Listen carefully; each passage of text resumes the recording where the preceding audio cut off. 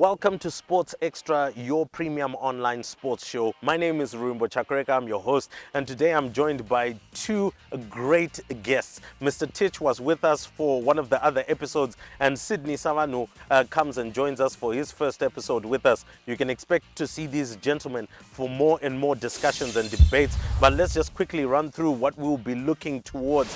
Today we are going to be discussing some cricket, particularly from a Zimbabwean perspective. We're also going to be talking about rugby, and of course the opening weekend of the Premier League came through. We know La Liga came through, we know Bundesliga also started. Serie A will be starting next week, but we'll be focusing all of our attention on the Premier League. Now don't forget to like, to share, to subscribe, to comment right here on our Facebook page and Instagram handle. That is at Sports Extra Zim, and the extra is without an E. Don't forget to subscribe to our YouTube channel. We've made it easier for you to search, so it's a Sports Extra ZW to make sure that you know it is right out of Zimbabwe. So gentlemen, let's get straight into it, and we'll start discussing the issues around cricket now.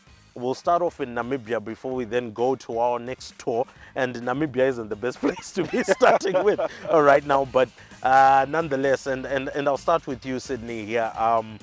Two matches, we were beaten by Namibia development side, but we know that's basically their first team as they're preparing for the T20 World Cup qualifiers.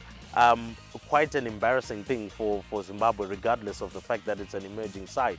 Yes, it is indeed. Thanks for having me. I'm delighted to be here. But you look, the Zimbabwe cricket side, our performance lately has been embarrassing, like you have mentioned. I wouldn't imagine 10, 15 years back us losing to a minor nation like Namibia. It doesn't matter that it's a developmental squad, but a defeat is a defeat, and it means that boys are not, I don't know if it's skills or it's one thing that we have lost our pride as a nation, as a cricket giant. So we just have to find out what's going to happen in the next games. All right, now you say something very interesting, losing pride. And I think we've lost quite a lot of pride, and I don't mind losing it against maybe a Pakistan, who are generally a way better cricketing nation, and India and England and Australia. I guess you would expect some of those things. But against the Namibia side, particularly in the last match, which we lost by about 123 runs, allowing a number 6 batsman, I don't care if he's a finisher from the moon, to score 93 runs off 29 deliveries, scoring 10 sixes, that is an absolute embarrassment. Embarrassment, yeah, but it is a reality that we have to face as Zimbabwe. But now I'd like to just push back to what Sydney just mentioned. You know, context is very important here in the sense that we did have 5 under-19 players as part of that emerging Zimbabwe side.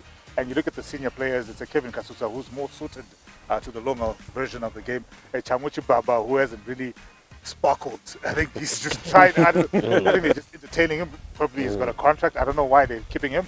So when you... Well, he is the captain. He is the captain, but he's clearly not going to Ireland, and for good reason, because he has not been performing. I think he had 35 off 35 balls in T20 cricket.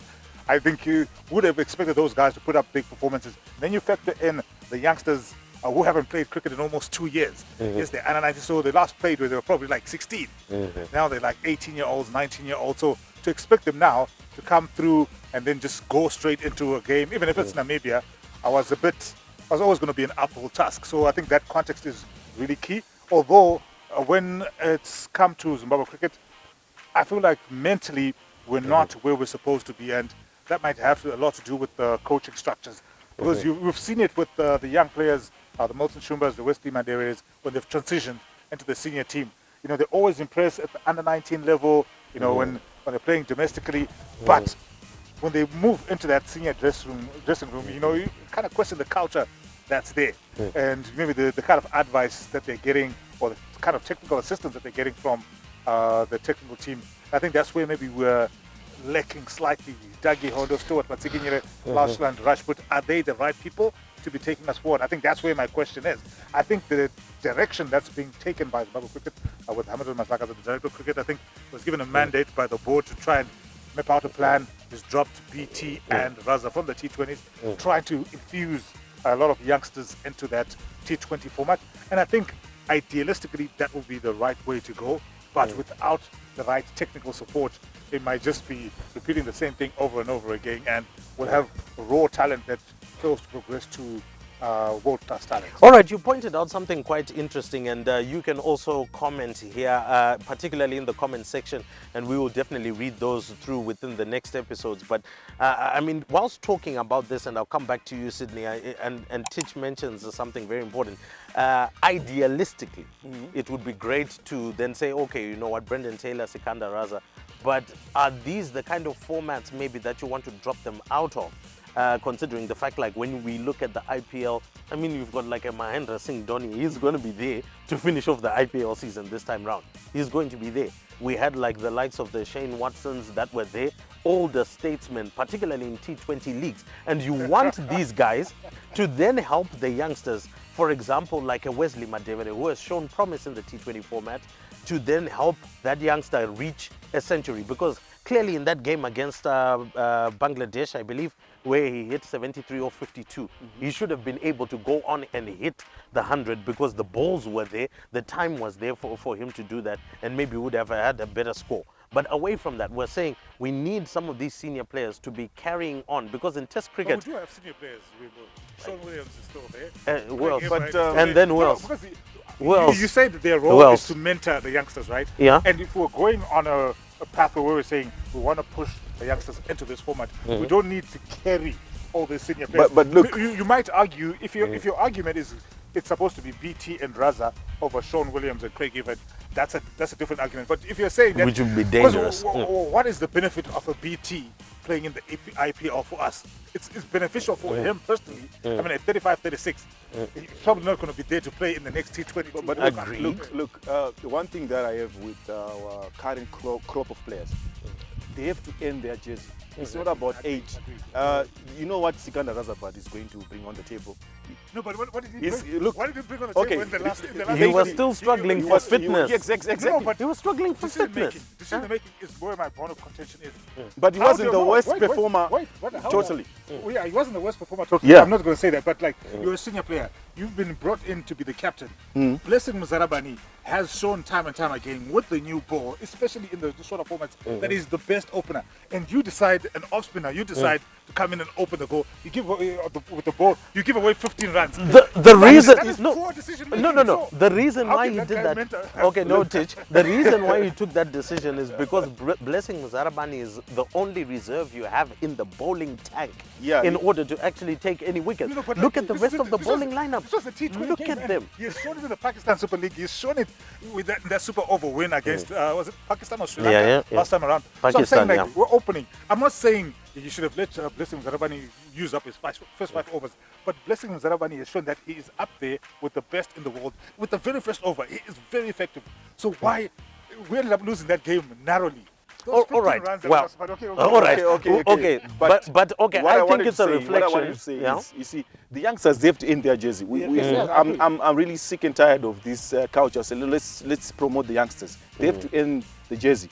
And one thing that fascinates me is you remember when Sikandar Raza went to Caribbean T20, he performed well, and eventually their team lifted the Caribbean T20. And you drop him. You drop such a player. Of course, he didn't perform to his best. He was coming out of an injury. He had also a cancer scare. Of course, he went to the doctors, and the doctors, they realized, no, it's not cancer. But it affected his performance. And right now, you bring in youngsters for the sake of bringing in youngsters. No, but I don't think it's for the sake of bringing youngsters. Because if there's a format that you can get away with playing youngsters, because it appeals to that raw talent, taking risks. And at the expense of Marumani, Sikandar, you should have at least dropped Marumani based on performance and trying to bring in someone who's tested and proven. Wait, if both are not performing well, as Sikandar Raza and Marumani, right, and the strategy that the Zimbabwe cricket is going for is we're looking to build to the future. You're better off sticking with the young player who can continue to develop than a player who's potentially on his way down. Because the poor form of a 35-year-old and the poor form of a 20-year-old who's showing technique, but is making elementary mistakes because he doesn't have that experience. But you see, it speaks to the idea that he needs that experience. But look, you have a youngster like John Mayers, Yeah. same age with Marumani, performing well.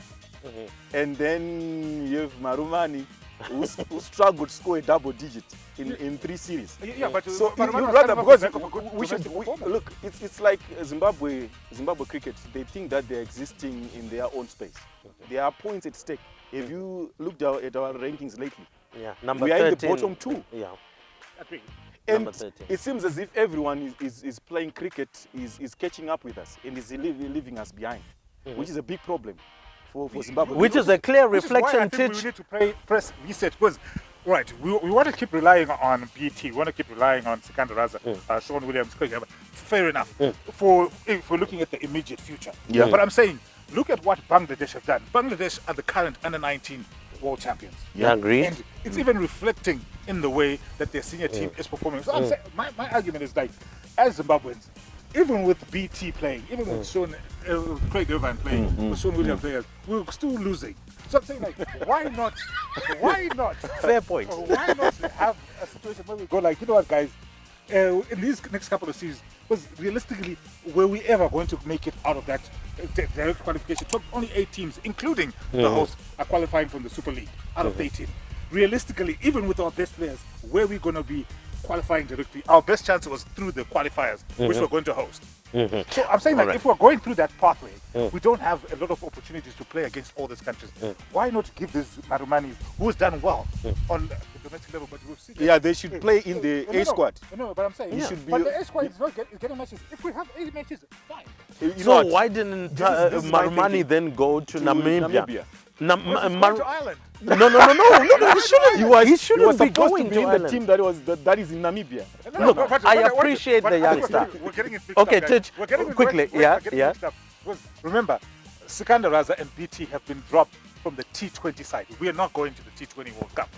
Agreed. But they will be playing in the one-day internationals, ODIs, which is where the points are. So this argument that we're having about Marumani and BT and them being selected is null and void when we're looking at the one-day Yeah, games. but Okay, my agreed. friend, Okay, here's we the haven't- challenge. We haven't Yeah. won a match in about 4 or 5. I think the last time we won a match, when was it? Well, we won a T20 match against Bangladesh a series and against rather. Pakistan. I know we haven't won a series in a while. I can't even remember when we last won a series. But look, okay, fine. I think, gentlemen, because of time, we have to quickly rush on. But in any case, we are going to Ireland and we're going to Scotland. I think ZC has done well to ensure that we've got a calendar of some sort. We're playing regular cricket. But I think what is happening with our emerging side is a clear reflection of when your domestic cricket is in shambles. And no, wait. No. I mean, the domestic league is in shambles outside of the fact of youngsters. Because if you can't pick on even those that you would term experienced within the domestic league to come and represent the national team, then it means there's a clear problem with our domestic structure. And one of the things that many have been pushing for is to say, let's have discussions with the likes of South Africa, for example, within their provincial and club setups. Can we not have at least 1 or 2 of our sides being able to go down to South Africa, play some cricket, because that's a higher level of cricket, type of situation. Get them playing some cricket down in South Africa and then expose them to the level, because we can see what South Africa. No. We shouldn't abandon. What we're saying is we need to get more and more of our teams being exposed to a higher level and quality of cricket, You're so that forgetting when we coaching. bring them back here. No. But look, here's the Coaching- challenge. our coaching is Sid, mediocre. I'll quickly.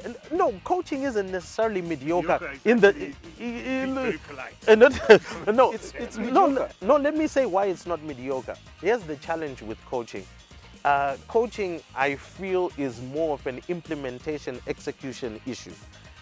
If we look at papers basis, all of the coaches that are here are qualified. If we look at Stuart, qualified wait, doesn't mean you're a good coach. How many people have got A license? A license? wait. Everybody. Douglas Hondo has actually coached No, in yeah, England. we- He has. In terms of he has. qualification, I don't have a problem. Shepherd, But wait, I'm talking about Sheps getting has, them- has did his coaching But Sheps badges is not being in given a good Australia. opportunity to take- he should be Yeah, a head yeah, coach as yeah, well. but- Looking at the Look, team that- to me, But I'm just saying. Lauchand Rajput did a fantastic job with Afghanistan, right? Different setup, So different system. yeah, so those are the questions So what that is we the then problem, ask. Ruben? What is the problem? Was he the right resources. person? Resources. What okay, resources? in Do what regard? okay. Here's what we say. When we had the CFX Academy, which is where the likes of Hamilton Masakadza was groomed when he was a youngster and coming onto the scene and scoring a century, he was able to do that on debut. Why? Because he was trained and drilled in a high-performance center when the CFX Academy was there. So at the present moment, without a high-performance center, and my argument has been that within what we would say the cricketing provinces, which I would term as three: Harare, Mutare, and Bulawayo. Yeah. That's where we get most of our cricketers, particularly for mountaineers who have taken the Logan Cup for ages, right? Because they were just that good. Jeez, these Mutare people, these. All right. So anyway, they've taken it for ages. Why? Because in general, they are a cricketing hub. So why haven't we been able to set up some form of a high-performance program, which is funded by Zimbabwe Cricket, using some of the coaches that they have to develop our youngsters, to have a greater pool and base. And then Zimbabwe Cricket can concentrate on getting the game time, whether it is at club level, National Premier League level, Zimbabwe A setup, and ultimately for the national team setup. This is my thinking. Zimbabwe Cricket, they need a new voice. So it means that it's up to them to contract even guys from Australia, guys from England. Why go there? Why not? To be honest, We've had problems with them. So anyway, Look, no problem. we had issues. we had issues, yeah. There were some outstanding issues there. Yeah. The issues, but you want people who can. Okay, it's okay. Well, let's go back. Yeah. Let's go Yeah. back a bit. We need guys who can back instructions. You know, the gentlemen in the locker rooms, they need to hear a new voice. And the guys that they've been hearing from, you know, at whatever, Mountaineers, they are the same Eagles, people. They're Yeah. just rotating. That's why, you know, it's difficult for Zimbabwe Cricket to come up with a squad that is competitive. You can have one or two individuals, but at the end of the day, they are not complement. It's not a team performance. It's an individual effort. All right. So anyway, this is the cricket issue. I think we can talk about it the entire show. But anyway, would love to hear your thoughts, your comments as well. How do you think Zimbabwe Cricket can do better? I mean, we are being thrashed by a Namibia development side. There are 5 under-19 youngsters in there. But also, let's put things in perspective. There are also 5 very experienced guys who have also got caps in the Zimbabwe national cricket team setup. So there's a lot of work that has to be done there.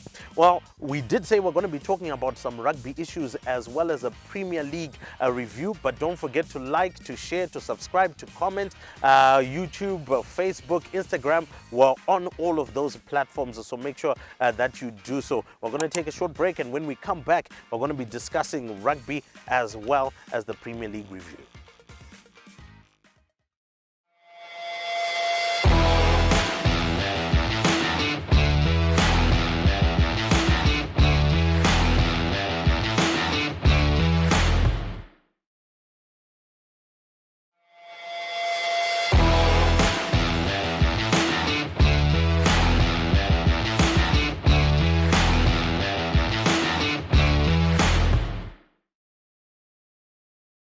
Welcome back to Sports Extra, your premium online sports show. I'm Rumbo Chakureka, your host.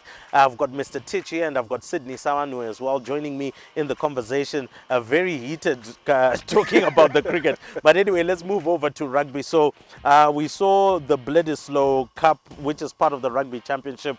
New Zealand taking an unassailable lead. We know they are going to play 3 games, but they've got an unassailable lead, and they were already given the trophy. A big thrashing there. Australia showing some signs of at least fighting back, and I think, to be honest, I think Australia played decent rugby in both matches. But you know how it is. New Zealand just spoils you for choice and just blows you out of the water. Is this also a sign of how well prepared they are coming for Paris 2023? Because they were really hurt with that defeat against England in Japan in the 2019 World Cup, and they've been doing everything in their structures as well as their team selection to try and rectify that. I think you look at the last World Cup, New Zealand going into that as well were probably the most dominant team in the world. But tournament rugby is completely different. I just want to talk about that New Zealand-Australia game. I think Australia showed glimpses, but in the critical moments, you know, they were kind of few interceptions are from New Zealand, and New Zealand as a rugby culture, I think they're just levels above the rest of the world. That's just the cold reality. And unfortunate to lose to England. Like I said, tournament rugby completely different, but on their best day, their belief in their style of play and what they do is, something that any sport could, not just rugby, can. I think they're probably the best team in the world in any sport. Yeah, Now, I mean, I'll probably go as far as that. yeah, as said, I mean, quickly Okay. looking at it, I mean, look at the number of youngsters that have been brought in, particularly from the Super Rugby Aotearoa. The likes of Will Jordan, Brad Weber, Akira Ioane, all of these youngsters, and they are generally coming from all of the teams within the setup of Super Rugby Aotearoa. That depth is something that is quite remarkable. Yeah, it is indeed. But look, I always look at Australia. Australia, they always want to copy how New Zealand play. But New Zealand, when it comes to open rugby, they are the masters of that. And the problem with Australia, they want to play same type of rugby that the All Blacks are playing. Going back to the World Cup 2019, England, they won it against New Zealand. Why? Because they stuffed them the ball. And they made sure that the physical space, they were dominating this physical space. And as of Australia, they are not, it's difficult for me to sort of give a name to Australian rugby. They're just all over the place. They need to they just need to identify themselves and come up with a one rugby strategy that suits them. But obviously New Zealand, they are going to dominate, moving to the 2022 World Cup. But obviously, coming back, to our neighbor South Africa, I think that's the team to watch out for in the next couple of years. All right, South Africa, I would beg to argue and disagree with that one. I think, South Africa play a game of attrition. A lot of bulldozing, a lot of big hits. Winning, it's no. results for them. Here's the challenge. Yeah, no. It's in terms of being an antidote to what New Zealand rugby is playing. They can offer something different that can actually challenge New Zealand, as opposed to what Sydney was saying, that Australia trying to play the same kind of rugby as New Zealand. That's what brings South Africa success. It's boring to watch. But it gets the job done. They've changed it a bit. If you notice the way that they are playing now, they have the time that they actually keep that ball in hand.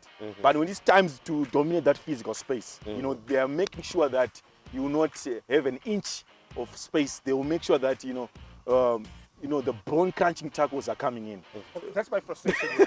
That's my frustration with the Springboks, Sydney, in the sense that they have that physical forward pack that can just go against any team in the world. Yes. But they also have the players who can provide that flair, with the midfield.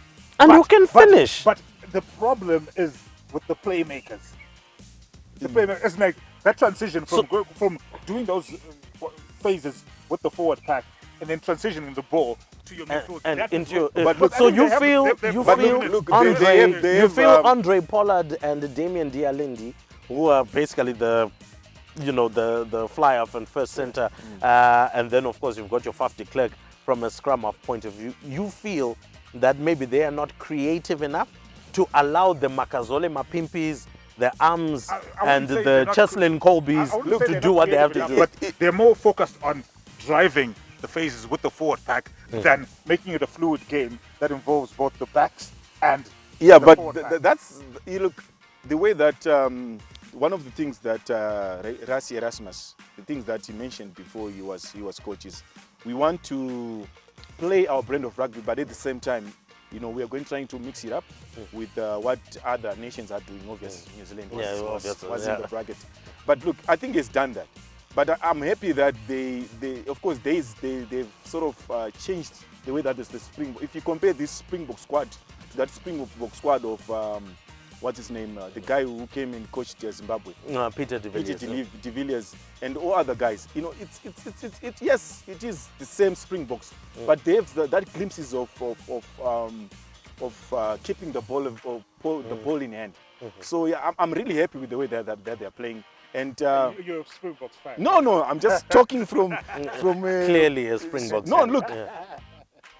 do you know why Cheslin Kobe? There was a time that they wanted to bring him into the squad, but they said he's too small. But Rassi Erasmus took that risk and played in. And look at It's paying off. It's paying off.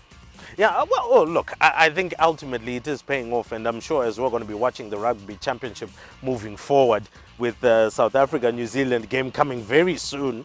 So yeah. we'll be seeing how that will definitely pan out. But I know for all of you football lovers, you're waiting for this one, the match day 1 Premier League. I think contrasting things. Let's talk about the match last night. What a match, what an execution, what a start to a managerial career for Nuno Espirito Santo. I mean, he has done a double over Pep Guardiola before. When he was with Wolves, he beat them home and away.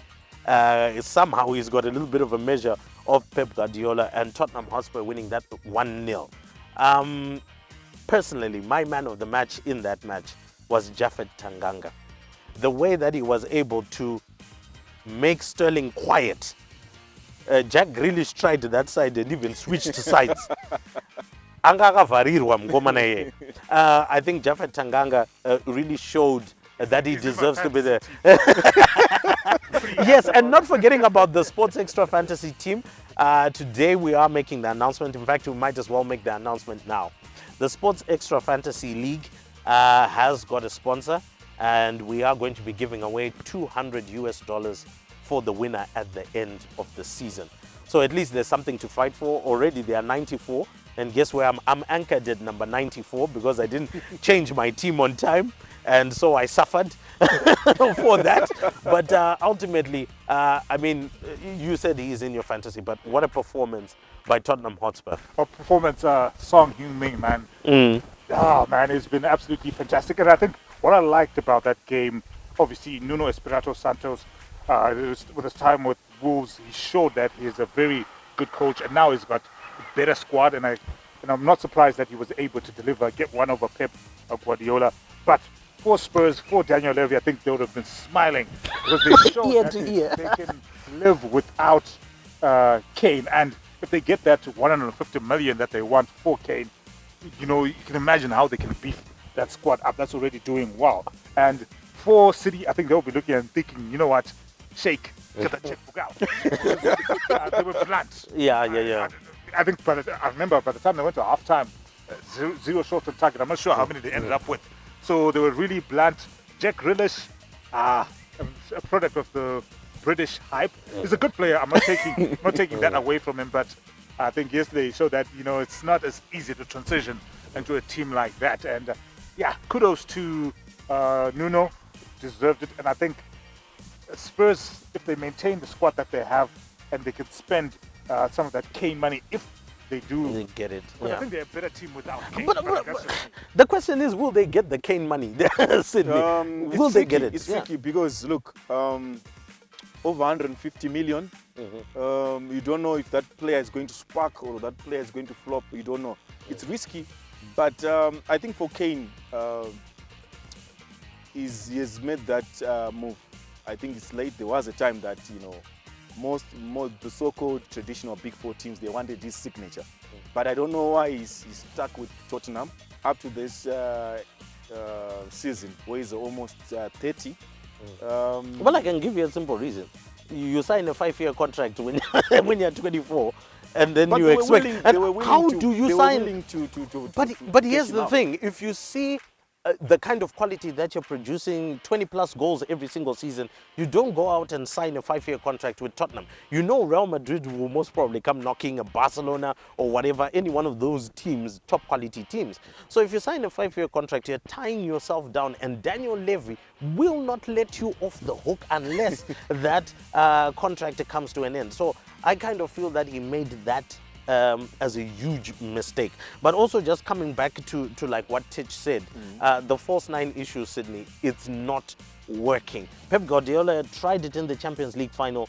He faltered. when he brought in Gabriel Jesus in the Champions League final, if you did take notice, there was a change. There was City a movement up front, yeah. put so much pressure, but unfortunately it was just too late. It was just too late. Same thing yesterday. Puts on Gabriel Jesus, brings in Kevin De Bruyne to try and change the whole situation. Leaves Jack Grealish on, who had no teeth whatsoever in terms of making inroads. And ultimately, you find then again they put a bit of pressure, but it's now too late within the game. Yes. Too many options can be a problem as well. Yeah. Look, Pep Guardiola, it struggles when it comes to when you're actually expecting. I was expecting, Man City to thrash Tottenham yesterday. I was actually just no, that one is in the bag. Is in the But bag, yeah. unfortunately, to my surprise, I woke up this morning on Facebook. It was trending. Story of Beautiful football. yeah. So I think for the sake of Manchester City, for the sake of Manchester City fans, I think it's time that they release Pep Guardiola because I don't see him, adding something new to this team.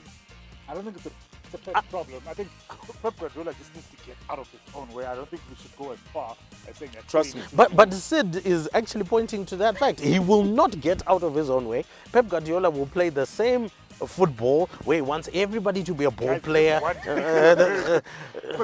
To a very good Was Tottenham it side. no. It was a well-drilled Tottenham side. that It is wasn't good. a That is- very that good. is- that is There's good. nothing On excellent paper, about that Tottenham on side. paper. It had an Oliver Skip coming through from Norwich, And they beat and the they champions. held them down. Yes, playing what? Good kind of attacking football. Like, can Ilkay any team- can Gundogan. any team Vese in the vanga world- vakavharirwa No, na can any Oliver team in the Skip. world go toe-to-toe with City when it comes to possession football? No. So why would you play possession Possession football? Question. You play doesn't- on the look, transition. it You play doesn't- counter-attacking football. No, question, Titch. Of the Tottenham players that were there yesterday, how many of them easily walk into a Man City setup? No, but they beat Man City. No. That's all that matters. No. How many of them can walk into a Man City setup? That's So what we're you're talking about. meaning- Pound.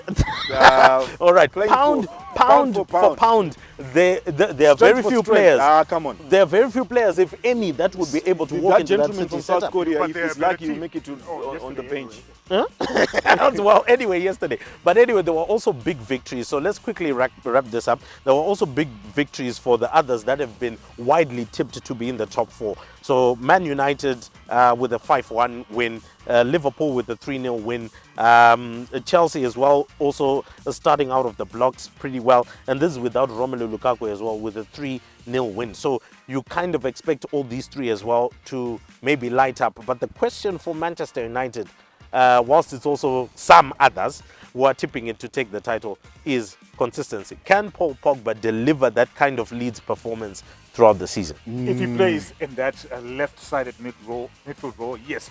And I think what's But going to it's be not key. the first time he has played there before. Listen. Well, I think what's going to be key for Manchester United is Rafael Varane slotting in beside Harry Maguire.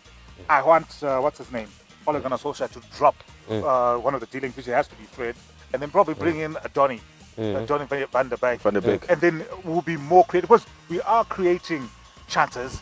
And if you look at that performance yesterday, Bruno Fernandes was at the heart of everything that went well. Yes, 4 assists for Paul Pogba, and that is what we need him to play. And I think the fact that he's probably trying to run down his contract and trying to get a big paycheck wherever he goes to, probably Real Madrid, I think he's going to deliver a good season. He's that kind of player. So I think he's going to be. If he, it's not just about Paul Pogba. Manchester United have to be consistent. Consistently. That is the only way they can challenge for that title. So quickly though, Sid, Paul Pogba, you look, it's yes, you can get the best out of him on his best day, but if he's having the worst day ever, he's one player that you would want to watch or even see in that see side. him. Yeah. So Paul Pogba, obviously, he wants to play at Real Madrid, according to transfer rumors, but is he going? I have a problem with a player who's playing just to impress another club. But if he's going to get you results, because if he's going, he's going. At some Is he point, going he to might go? go. No, because this Is- is his last is he- year. This is his last Is year. he going to go? Whether he's playing for, at this point, whether he's playing for a contract, whether he's playing to go, as long as he's playing well and doing that consistently, as a Manchester United fan, I'm happy. We'll deal with the consequences at the end of the season. Because it's been 8 years. in Yeah. the wilderness. Yeah. Oh yes. Yeah, Oh, but okay. his He's done. inconsistencies. Don't you think that Real Madrid at the back of their minds are thinking, is he the right player that we can bring on to this club? And Well, right now he's better than Hazard. He's better than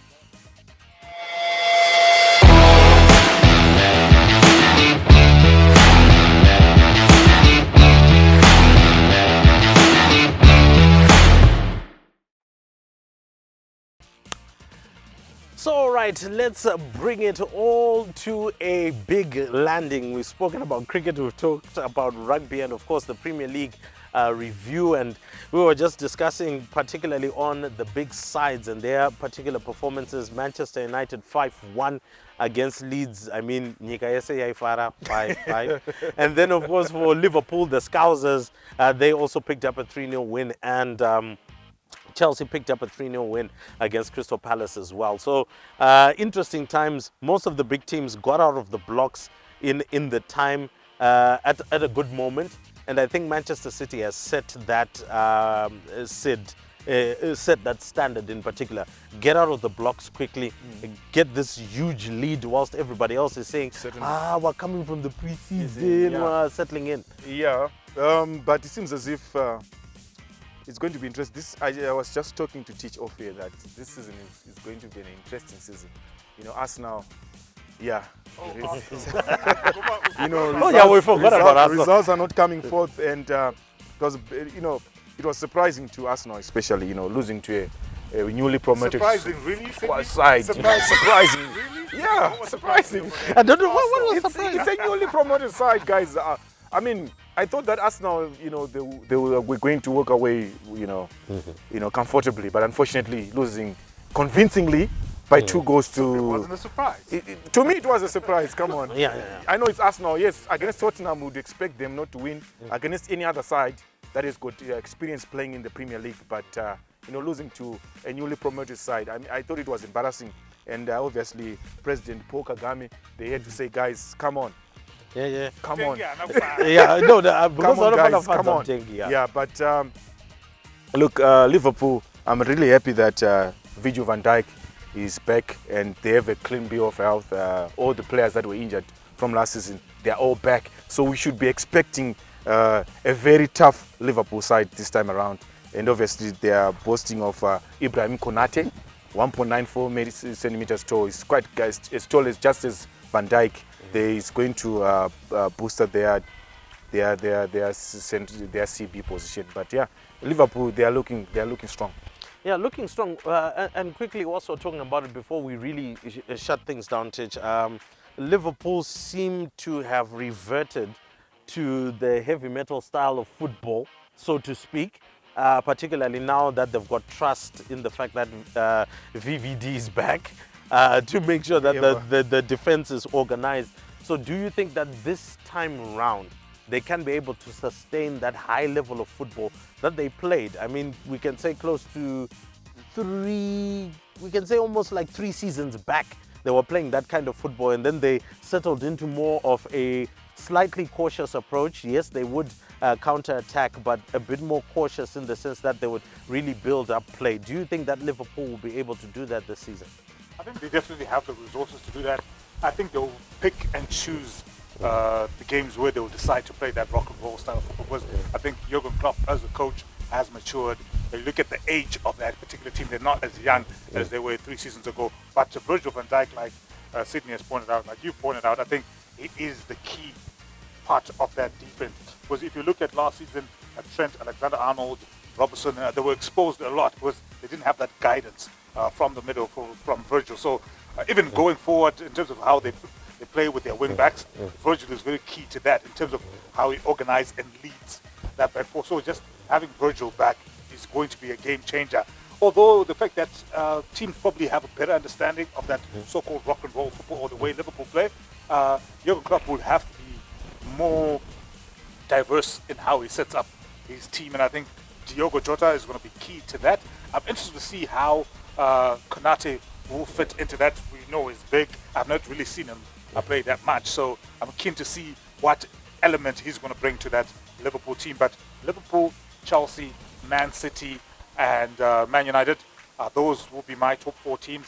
And based on what I saw yesterday, I think Spurs will be. Yeah, and there is quite a lot that will be expected about of Leicester City, particularly after a pretty good run last season. Unfortunately, faltering at the end, which is what big teams don't do. They rally all the way to the end and ultimately make it big. But in any case, we could talk all day, but it leaves me to thank my two guests today, Mr. Titch, a great big thank you.